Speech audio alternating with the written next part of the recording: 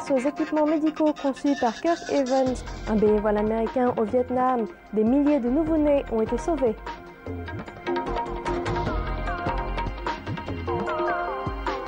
Rencontrons Nguyen Thi Xuan Phuong, titulaire de la Légion d'honneur de l'État français en 2011 pour sa contribution à la promotion de l'amitié entre les deux pays.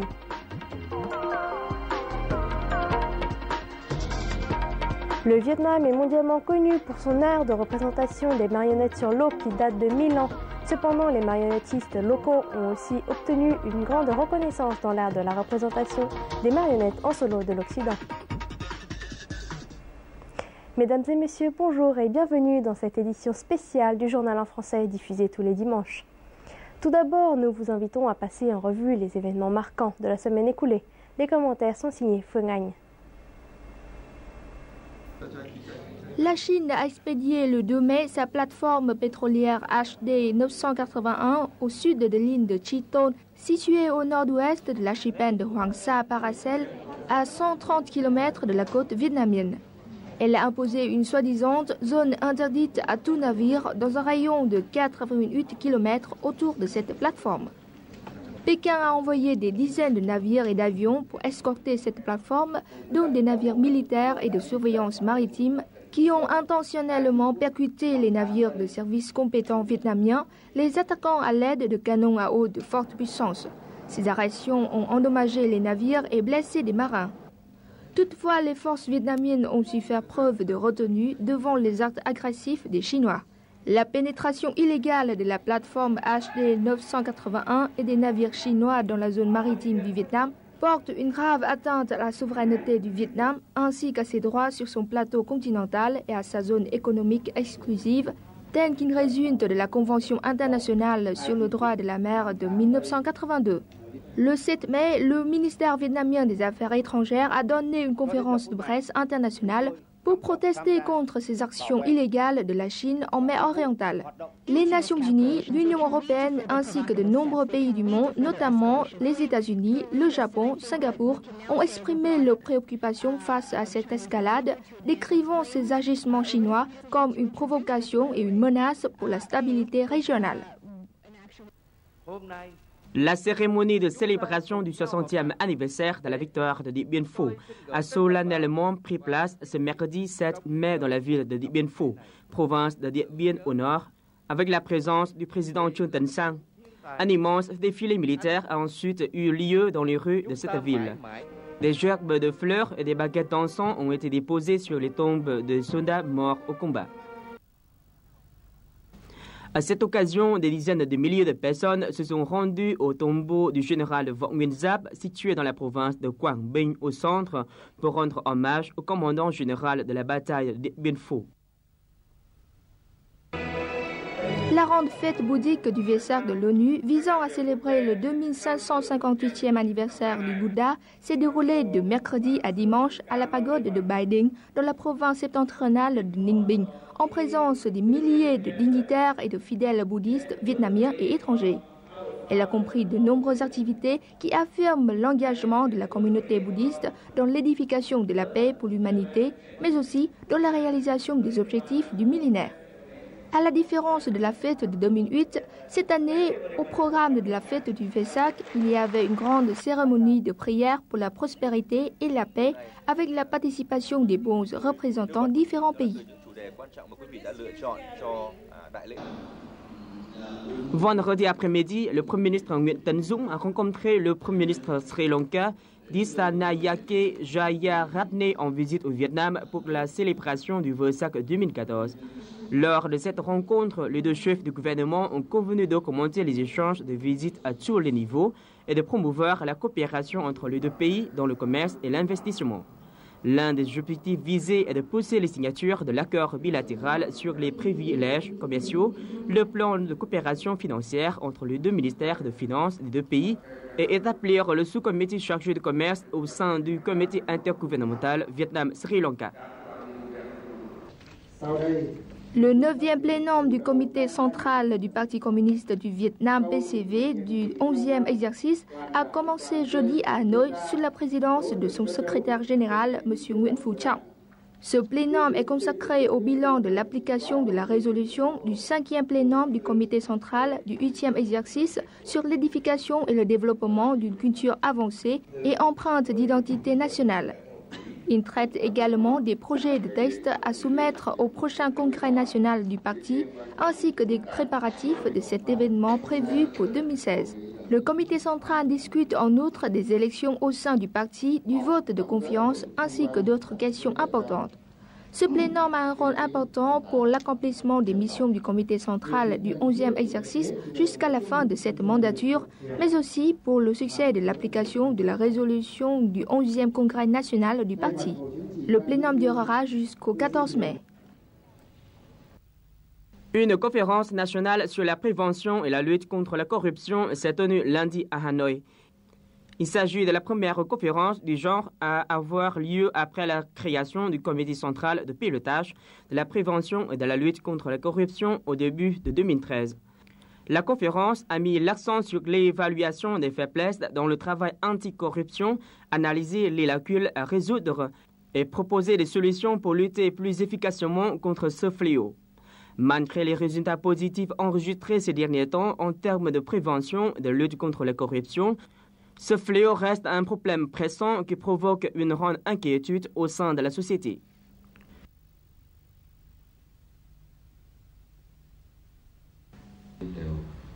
Selon une proposition de loi récemment adoptée par le Sénat des États-Unis, le département américain de l'agriculture sera chargé de la supervision de tous les pangasius, dont ceux en provenance du Vietnam. Les pangasius vietnamiens devront désormais satisfaire à des normes équivalentes à celles appliquées aux produits américains de la production à l'emballage. Certains experts disent que ce programme constitue une menace pour les exportateurs vietnamiens et nuit aux intérêts des consommateurs américains. Les autorités vietnamiennes ont dit qu'elles étaient déterminées à réduire les impacts négatifs de ces nouvelles conditions. Plusieurs associations d'entrepreneurs américains sont en faveur des solutions vietnamiennes. Ils ont également demandé à le gouvernement d'abandonner le programme de supervision. Il est prévu que d'autres règlements en vertu de la loi agricole sur l'exportation du pangasius soient publiés en décembre. Kirk Evans est un ingénieur américain spécialisé dans les équipements médicaux depuis 13 ans. En tant que bénévole au Vietnam, il est passionné par la création d'appareils médicaux destinés aux nouveau-nés. Son appareil respiratoire conçu et fabriqué au Vietnam a sauvé des milliers de nouveau-nés souffrant de déficiences respiratoires à l'hôpital pédiatrique central de Hanoï. Faisons connaissance avec cet ingénieur au grand cœur.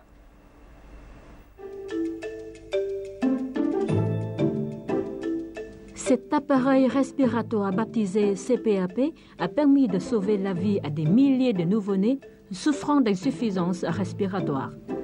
Une centaine d'appareils de ce type ont été fournis au département de soins intensifs des nouveau-nés à l'hôpital pédiatrique central de Hanoï. L'auteur de ce respiratoire simple mais efficace est Kurt Evans, un ingénieur américain qui se consacre à créer des appareils médicaux pour aider les patients au Vietnam.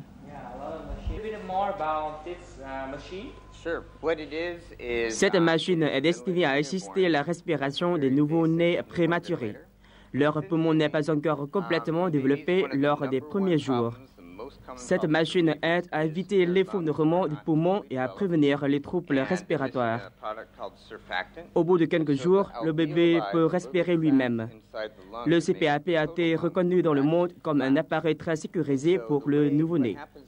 Il est utilisé dans plus de 80% des cas d'insuffisance respiratoire infantile au Vietnam.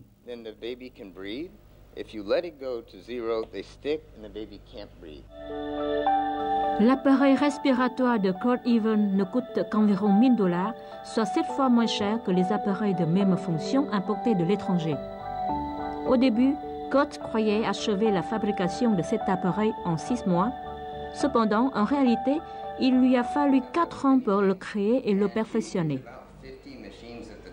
La particularité de ces équipements médicaux est qu'ils ont été créés à partir des matériaux très simples et faciles à trouver au Vietnam. Les premiers appareils CPAP ont été faits à partir de bouteilles de lait en plastique et des halogènes. Nous avons branché les tubes de ce genre dans les bouteilles, puis nous les avons placés dans les incubateurs pour les nouveau-nés. Après la période d'essai, nous avons cherché à simplifier les appareils pour qu'ils soient plus pratiques et faciles à utiliser. C'était un long chemin.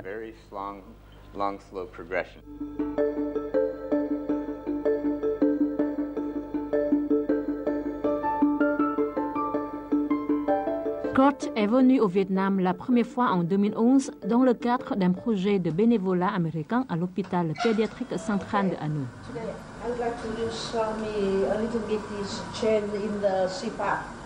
Constatant la pénurie d'équipements médicaux à cet hôpital, Kurt a été déterminé à faire quelque chose pour sauver la vie des nouveau-nés souffrant d'insuffisance respiratoire. La présence de ces appareils respiratoires a permis des changements radicaux à l'hôpital. La qualité des soins médicaux en faveur des nouveau-nés s'est fortement améliorée. Des milliers de nouveau-nés souffrant de déficiences respiratoires ont été sauvés.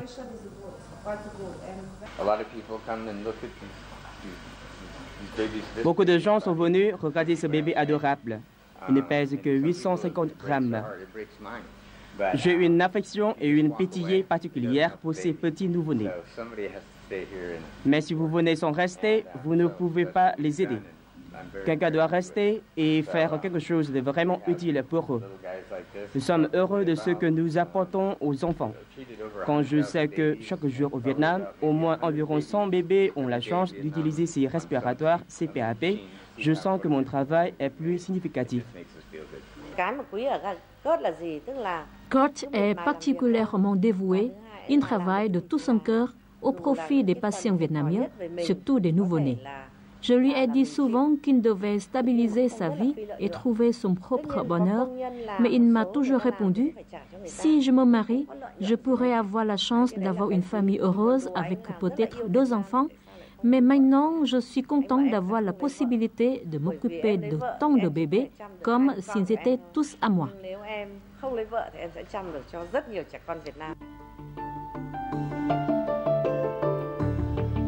En plus de la fabrication des équipements, Kurt s'efforce toujours de chercher des dons et des financements afin de baisser le coût de production et de pouvoir fournir ces appareils respiratoires à davantage d'hôpitaux et de centres médicaux au Vietnam, mais aussi au Laos et au Cambodge.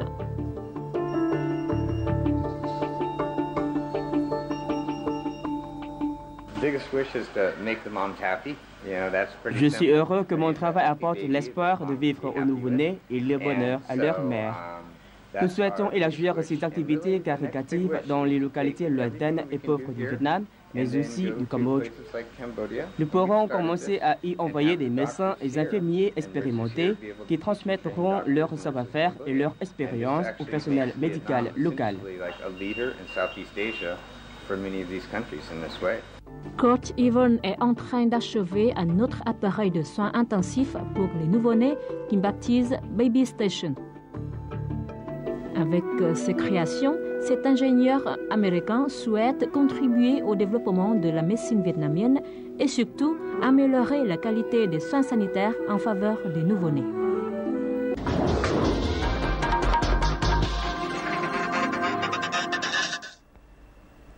Nguyễn Thị Xuân Phương a créé la galerie Lotus en 1991, laquelle soutient les jeunes peintres en présentant leurs œuvres dans le monde.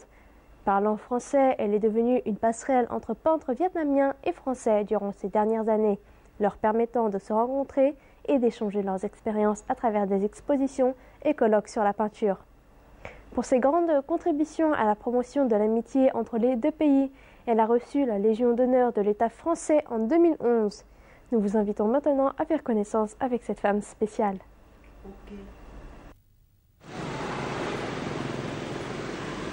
Nous voici à la galerie Lotus dans la rue Pasteur à Ho Chi Minh Ville qui appartient à Madame Nguyễn Thị Xuân Phượng. Il est difficile de croire que cette dame enthousiaste devant ses œuvres artistiques a déjà 85 ans. Nguyễn Thị Xuân Phượng est née en 1929 à Huế. Dès l'âge de 16 ans, elle a quitté sa famille pour participer au mouvement Việt Minh. Xuân Phượng a été tour à tour médecin, interprète, cinéaste de guerre et professionnelle de la télévision. À sa retraite en 1989, elle a fait un long séjour en France et c'est dans cette même période qu'elle a eu l'idée d'ouvrir une galerie pour présenter la culture vietnamienne aux Français.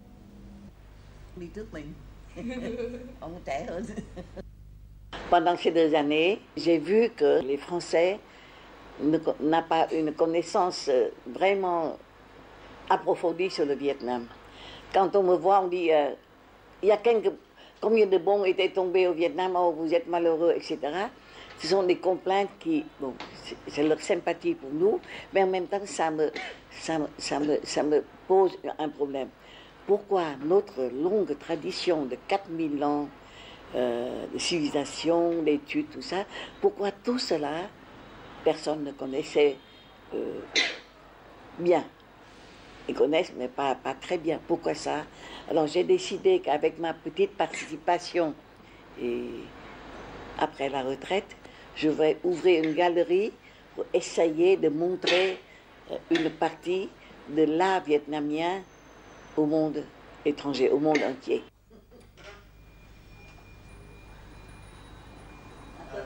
À son retour au Vietnam, Xuân Phượng a créé la galerie Lotus à Ho Chi Minh Ville. Depuis une vingtaine d'années, elle cherche des jeunes artistes ou des peintres inconnus dans tous les coins du pays pour les faire devenir de vrais professionnels. Elle a découvert et présenté au monde de nombreux artistes vietnamiens aujourd'hui internationalement reconnus. Lê Võ Tuân en est un exemple.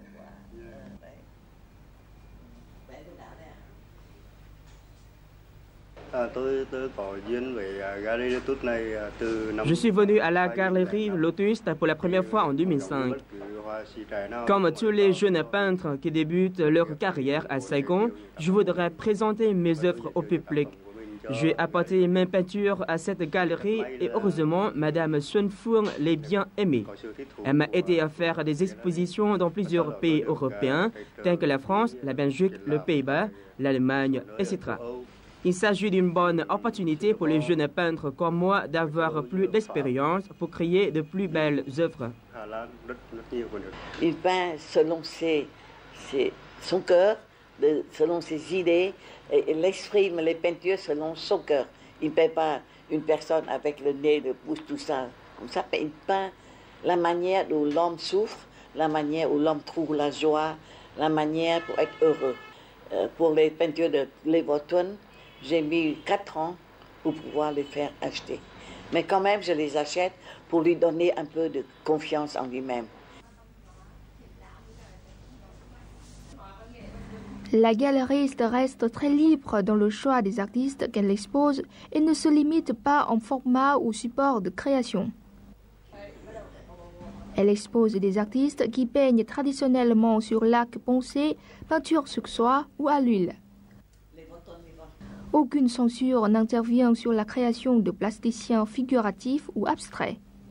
En tant que femme, Xuân Phượng voudrait également présenter davantage des œuvres de jeunes femmes peintres vietnamiennes.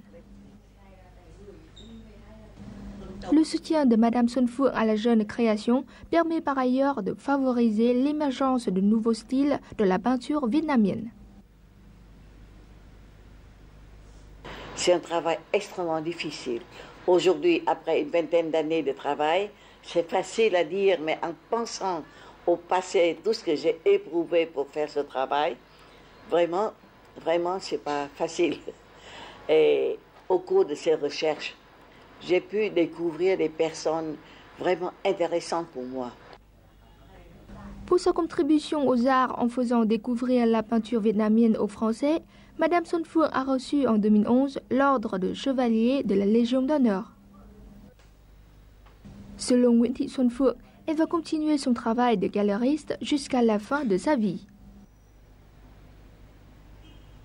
On m'a demandé, mais vous êtes arrivé après une perte de votre séjour sur cette terre-là.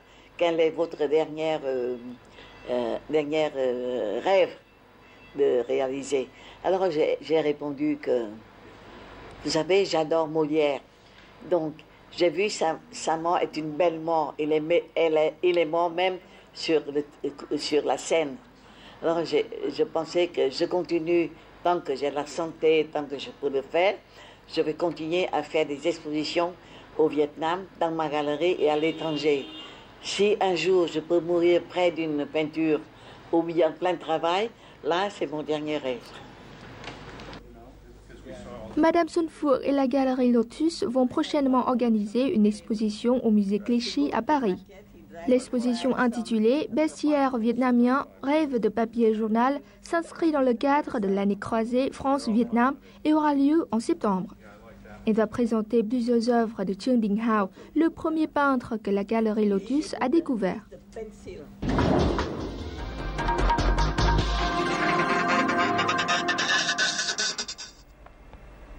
Le Vietnam est mondialement connu pour son théâtre de marionnettes sur l'eau, datant de 1000 ans. Cependant, les marionnettistes locaux ont acquis un certain succès dans d'autres formes de spectacles de marionnettes. Ce sont les représentations de marionnettes en solo comme en Occident. C'est un art très complet qui développe la créativité et fait appel à de nombreux talents. Le modélage, la sculpture, la peinture et toutes les techniques du théâtre, sans oublier l'animation et le cinéma. Cette semaine, nous vous invitons à rencontrer Nguyễn Hồ Thụy Tiên, la dernière et la seule représentante du Vietnam au Festival mondial de marionnettes de Wayang, qui s'est tenu l'an dernier en Indonésie. En 30 minutes, avec 13 marionnettes différentes, elle a été primée lors de ce carnaval. Un spectacle de marionnettes en solo veut qu'un seul artiste joue tout seul avec de nombreuses marionnettes. Afin de maîtriser cet art, l'artiste doit se former pendant de nombreuses années, car cet art est très difficile et nécessite de nombreuses compétences. Au Vietnam aujourd'hui, il reste un seul artiste qui maîtrise encore les spectacles de marionnettes en solo. L'artiste Nguyễn Hồ Thụy Tiên est la seule artiste vietnamienne et reconnue pour défendre l'art du spectacle de marionnettes en solo. Née dans une famille avec une riche tradition de marionnettistes, Thụy Tiên joue avec des marionnettes depuis son plus jeune âge. Elle a créé ses propres marionnettes à partir de matériaux de tous les jours comme le bambou et le rotin.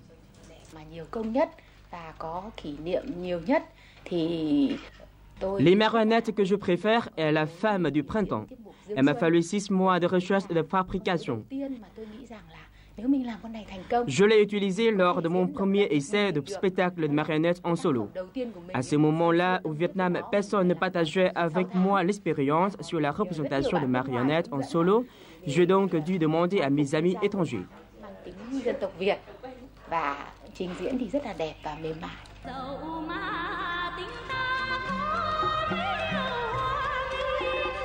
Étant une marionnettiste du théâtre de marionnettes de Thăng Long à Hanoï, les horaires de travail de Thụy Tiên sont chargés.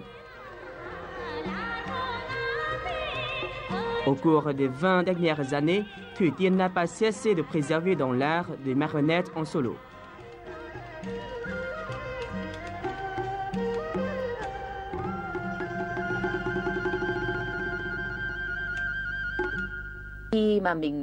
Quand je suis seule sur scène avec mes marionnettes, parfois je me sens nerveuse. Mais je suis heureuse d'être sur scène pour montrer ma passion pour les marionnettes et pour prouver que je peux gérer toutes les marionnettes par moi-même.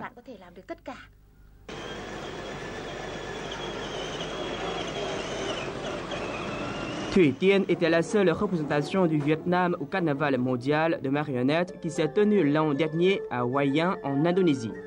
En 30 minutes en solo, avec 13 marionnettes différentes, elle a brillé lors de ce concours.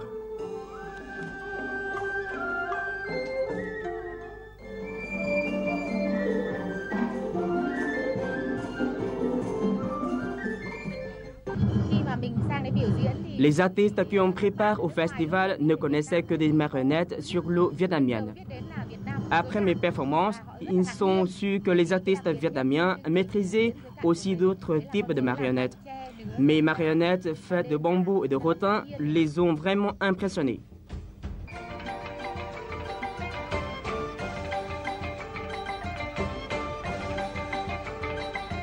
L'art des marionnettes en solo est très complet.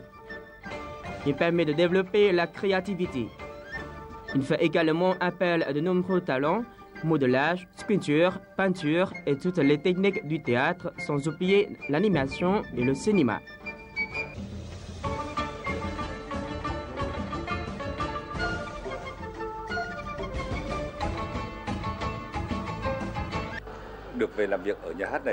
Pendant son passage au théâtre, nous avons tous reconnu le talent et la créativité de Thủy Tiên, à la fois pour les marionnettes sur l'eau et pour les marionnettes en solo.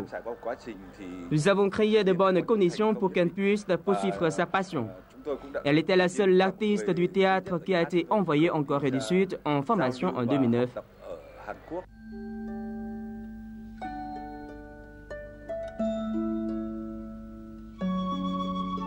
Les parents de Thủy Tiên ont été parmi la première génération de marionnettistes du Vietnam. Ils sont venus avec l'idée de pratiquer les spectacles de marionnettes en solo. Mais un seul de leurs étudiants, l'artiste Van Hoc, est devenu célèbre il y a près de 20 ans. Depuis lors, Thủy Tiên est la seule marionnettiste connue du Vietnam qui maintient encore cet art vivant. Elle se prépare maintenant pour le carnaval mondial de la marionnette qui aura lieu en octobre de cette année en Thaïlande. C'est lors de ce festival qu'elle continuera sa passion pour les spectacles de marionnettes en solo. Thủy Tiên n'oublie pas pour autant d'introduire des éléments traditionnels vietnamiens dans son spectacle.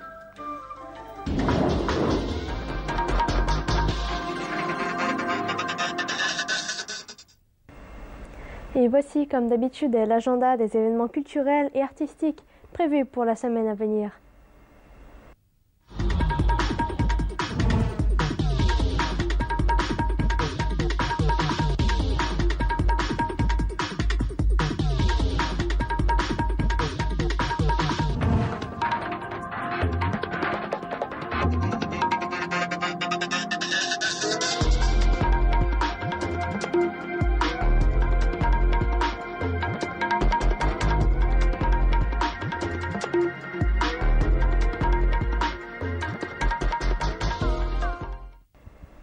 Notre édition du dimanche touche ainsi à sa fin.